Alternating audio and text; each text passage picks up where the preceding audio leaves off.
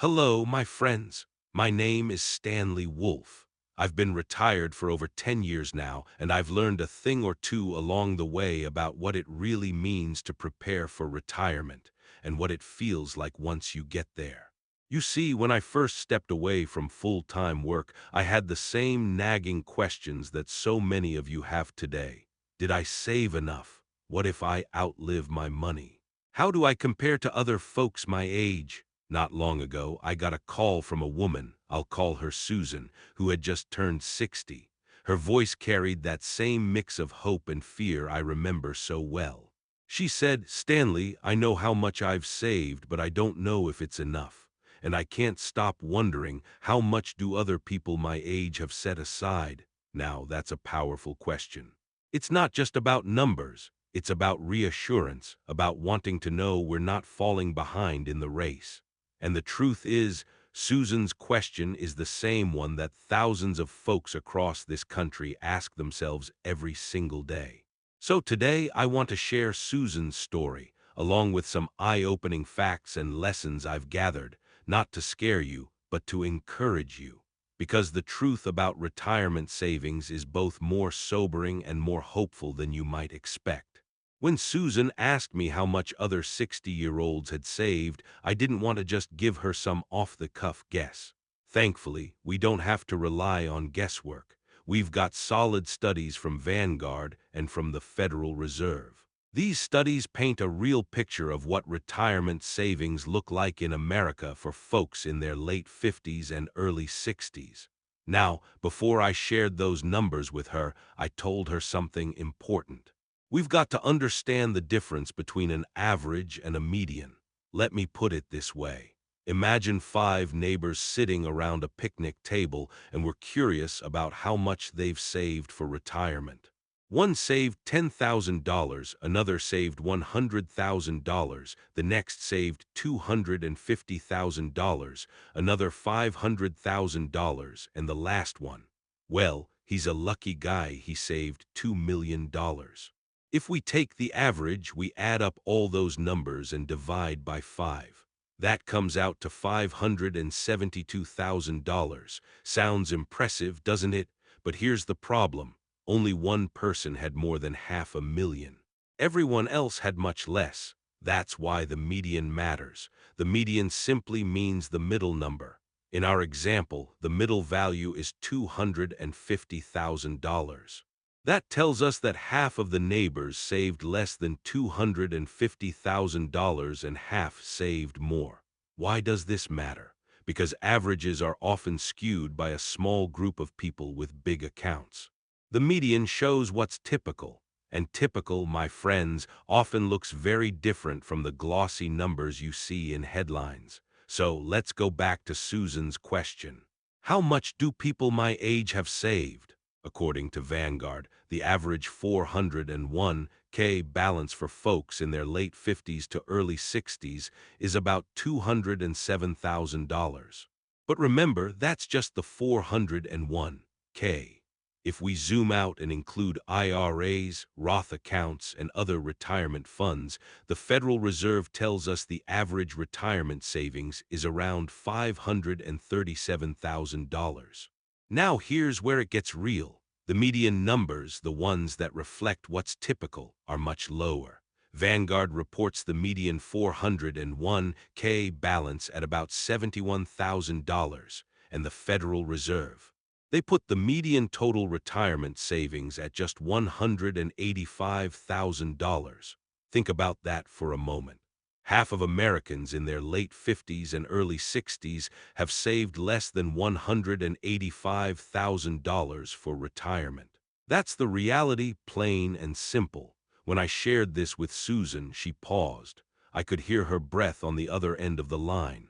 "So if I've got just over 200,000 saved," she said, "I'm actually doing better than half the people my age." That's exactly right. And that realization lifted a weight from her shoulders. She wasn't where she wanted to be, but she wasn't as far behind as she feared. But then came her next question, one that matters even more. "Okay, Stanley, but how much do I really need?" See, it doesn't do us much good to compare ourselves endlessly to our neighbors. What matters most is what you need for your life. There's a rule of thumb out there that says by the time you hit 60, you should have about 8 times your annual income saved. So if you make $100,000 a year, the idea is you'd want $800,000 tucked away. Sounds neat and tidy, but I'll be honest with you, I don't think that rule paints the full picture. Why? Because life changes after you retire. You're not commuting every day. You're not putting money into retirement accounts anymore. Many folks have their mortgage paid off. The kids are out of the house and through college. Sure, some expenses might rise, like healthcare, but overall, your spending usually goes down.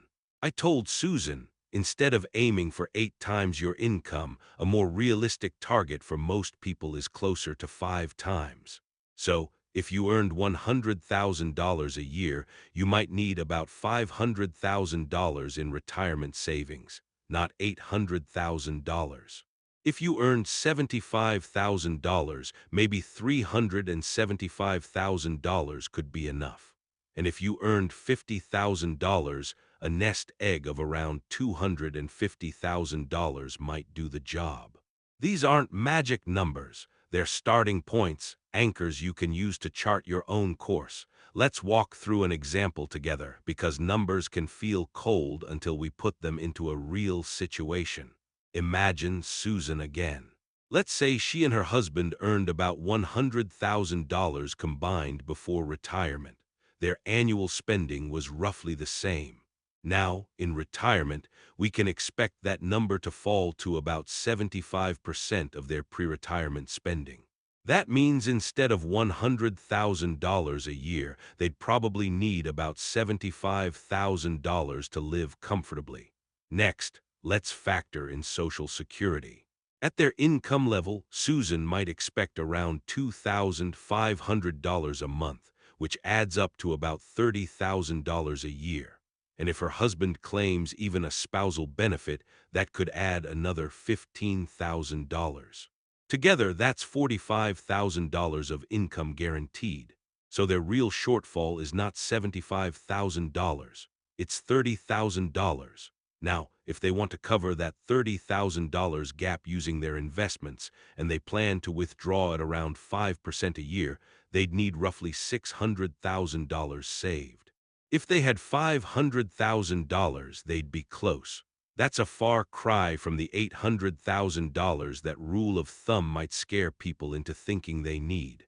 For folks with lower incomes, the numbers adjust the same way. Say you earned $50,000 a year. Maybe you need closer to $250,000 saved, not $400,000. This is why I tell people all the time.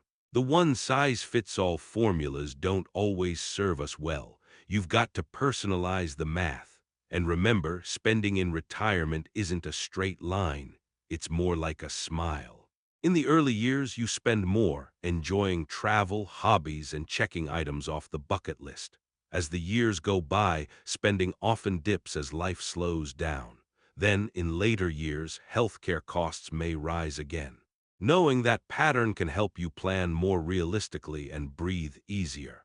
At this point in our conversation, Susan sighed. She said, "Well, Stanley, even with your numbers, I'm still not where I should be." "Does that mean it's too late?" I smiled, though she couldn't see me. "No, my friend, it's not too late. I've seen people turn things around at 60, even 65. The key is to start today." Here's what I told her and what I'll tell you. First, look at your expenses. Every dollar you cut today is a dollar that can go to savings tomorrow. Second, review your investments. Too many people park everything in certificates of deposit because they're afraid of losing money.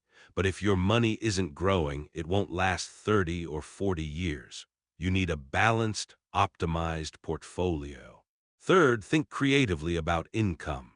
Could you pick up a part-time role doing something you enjoy? Could you teach, consult, or even start something online? Every extra stream of income lightens the load on your savings. And finally, remember that delaying Social Security can increase your monthly benefit. Waiting until 70 instead of 62 can make a big difference down the road. What I wanted Susan, and now you, to hear is this: don't despair. Retirement planning isn't about perfection. It's about progress. I've met people with millions saved who still worried every night. And I've met people with far less who lived joyfully because they managed what they had with wisdom and gratitude. Your journey is yours alone. If you're doing better than half your peers, celebrate that. If you're behind, don't panic. Take action. Every dollar you save, every adjustment you make, every smart decision you put into practice moves you closer to a secure retirement. Susan hung up our call with a lighter heart. She realized she wasn't as far behind as she feared, and more importantly, she had a plan. Friends, I've been retired for over a decade now, and I'll tell you this. The biggest mistake people make isn't saving too little, it's giving up hope. Your retirement isn't measured only in dollars. It's measured in peace of mind, in time spent with family, in mornings when you can sip coffee without rushing to beat traffic. Money is the tool that buys you those moments. So, if you take one thing from this story, let it be this: don't wait another day to take action. Look honestly at where you stand, set a realistic goal, and move forward with confidence. You're not alone in this journey. We're walking it together. Now, if you found this story helpful, please give it a like, share it with a friend who's wrestling with the same questions, and subscribe to the channel. That way we can keep encouraging each other one step at a time. Until next time, I'm Stanley Wolfe, reminding you, it's never too late to build the retirement you deserve.